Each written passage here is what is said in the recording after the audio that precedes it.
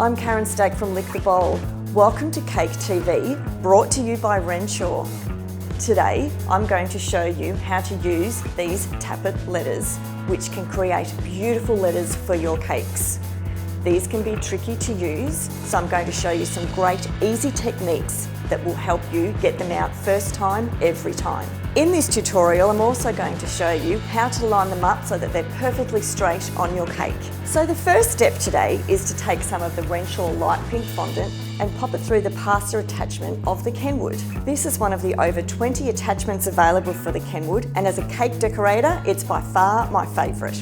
So now my next step is to put a tiny bit of corn flour on the bench, and I'm going to roll out this pink Renshaw fondant just to get the rolling process started. You can't put a big clump of fondant straight through the pasta attachment. So I've rolled it out just a little bit. I'm going to turn the Kenwood on and pop the fondant through. You may have noticed that I was moving the dial at the end of the pasta roller. I've started off at number 1 and I've slowly moved my way up to number 7 to make sure that my fondant is nice and thin. So great using this pasta attachment because I can get my fondant nice and thin, and I wouldn't be able to do that without the roller. So I've rolled my fondant out nice and thin. One of the great things about this Renshaw fondant is that it's made specifically for the Australian climate, so it's not going to dry out or crack when it gets too thin. So now I'm going to quickly use a scalpel blade and just cut some small sections of fondant, ready to cut my letters. When you're using tappets, it's important to remember a few basic tips. Your fondant needs to be rolled nice and thin, and it also needs to be dry. If your fondant's too wet, it's going to stick to the inside of the letter. So my next step is going to be taking the tappet and cutting out each letter individually. I'm going to start by pressing the letter into the fondant and giving it a bit of a shake on the bench. This is going to help cut the letter out. I'm going to grab another tappet and simply pull back and cut my letter out.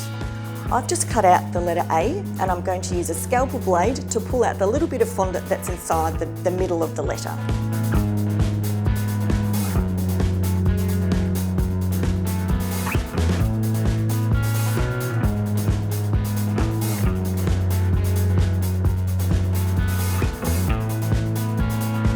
So now we've cut out the letters, I'm going to be using a little bit of masking tape on this dummy cake just to make sure that my letters are going to be put on in a nice even line.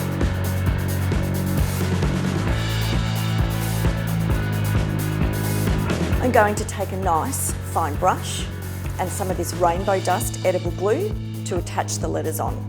A really helpful tip to pick up your tappet letters is to use a acupuncture needle. Now I'm just going to finish off all the letters in the same way. I'll pop a little bit of the glue directly onto the cake, just in the shape of the letter. The great thing about this edible glue is that it will dry clear, so you won't see it.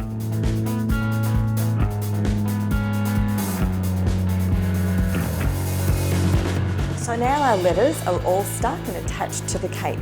I'm going to gently take the masking tape off.